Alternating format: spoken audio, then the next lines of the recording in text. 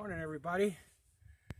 Welcome back to another fun-filled, exciting, educational video from Scrapyard Rescue.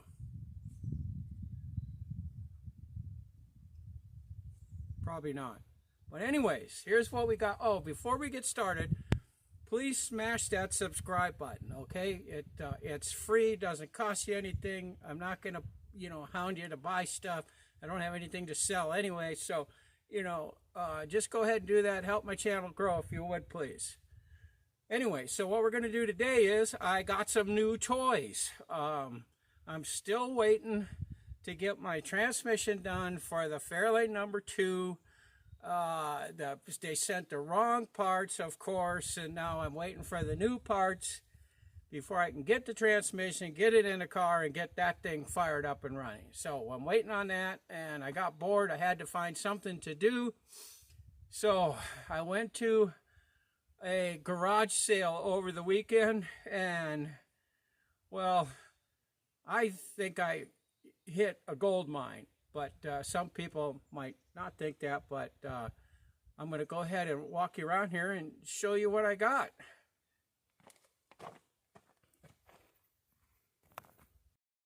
Okay, first thing and the most important thing that I think I got was this right here. I've been wanting to get a Sandblaster cabinet for a long time. Every time I have to go want something sandblasted, I got to take it into town to the powder coating shop, and the guy, he does a good job, but holy man, he charges you a fortune to sandblast stuff. So I've been looking for one. I didn't want to buy a Harbor Freight one because they're just garbage, and they're $200 for a piece of crap that doesn't work. So I didn't want to do that, and I've known that this Sandblaster cabinet has been sitting in this old shop out here for quite a few years. The fellow that used to own the shop has passed away, and so it went into an estate, and then it sold. So the guy that bought the place is, trying to get all the stuff cleared up and everything, and it's a hoarder's place. There's just thousands and thousands of stuff. It's all car related stuff too. The guys had everything, but he would never talk to me about this Sandblaster. It sat in the back of his shop covered up with junk. Well, this guy had it out for sale. I went up, asked him, how much he was asking for it, and what did he want for it, and he goes, what do you give me for it? And I'm like, he goes, I'll take anything you offer. And I'm like, oh, okay. So I thought about it, and I wasn't sure what to do. So I asked the guy, I said, well, would it insult you if I offered you $50 for it? He goes, nope, it's yours, sold. I was like, holy crap, man, did I just score. It's got all the attachments. Having trouble seeing with the sun. Foot pedal, I cleaned the whole thing out the other day, hooked everything up, hooked it up to my little pancake compressor, which I have, and stepped on the pedal, and it just blasts like crazy. I do need some stuff yet. I got to get gloves, a piece of glass for the window. This is a light, big overhead light, and the what do you call it? The plastic that protects that needs to be replaced. I even got the vacuum for it. It's got the big side vacuum that goes in it. So it was like, oh, I can't believe I got this. I just can't believe that I scored this thing. This is going to just be really handy. I'm going to be sandblasting everything I own from now on. So anyways, the other thing I got, this is, I don't know what the hell I'm doing this, but let's go over to the back of the truck and I'll show you what I got in there. Here's the other thing I got from the guy. This is a 1975 Arctic Cat Cheetah 440. This thing is in absolutely remarkable condition. There's a few things I need to do. I need to replace the brake cable. I need to replace some of the wiring. The ignition switch is missing. There's something else I need to, of course, clean the carburetor, get all that going. Everything is here. There's just, like I said, there's a few little doohickeys here and there that are missing. The tail light back there is loose, but it just needs to have some screws put in it through the back. You can see that it's not all messed up and smashed up and, wrecked. And the belts, even the drive belt here is like new. This thing will last for years yet, and it's not dry rotted and cracked. And the air cool belt over here, this fan belt up here, I can see inside there, and it's pretty weathered, so I'll have to replace that.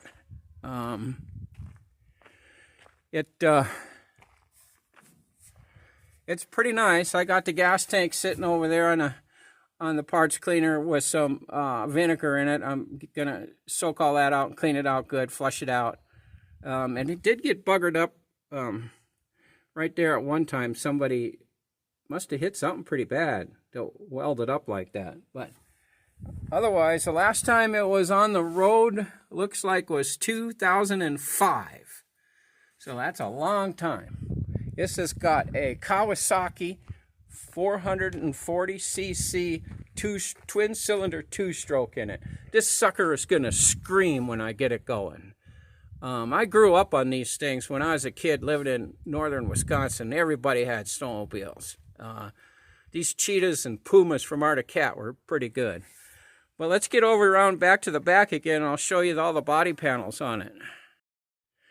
Okay, here's the hood cowl. Look at the condition of this thing. So it's a 75. It's been sitting since 2005. It still has a windshield on it. I just kind of cleaned it up a little bit just now with some car wash, wiped it down. I'm going to take the windshield off so I can get up underneath there and scrub that down real good and clean it up. See if I can buff up that windshield a little better. Here's the dash panel on it. Perfectly good, no cracks, not broken. All I need is the ignition switch. That switch I got, it's in there, and the choke is good. So it's just the ignition that's missing. And again, it's dirty, but there's no cracks in it. This is nice. And then here's the gas tank cover right here. Sits on top of the tank. And this part of the dash then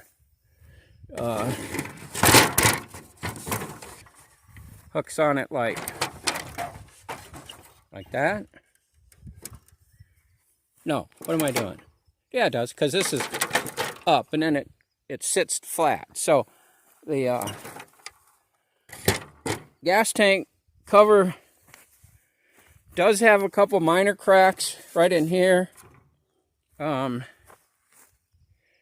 Couple little bitty cracks here. These I think were where the seat had flaps that held onto it, and then you just unsnapped it and took the seat off when you wanted to. It doesn't have a seat, but I got a good seat over here that'll work just fine on it.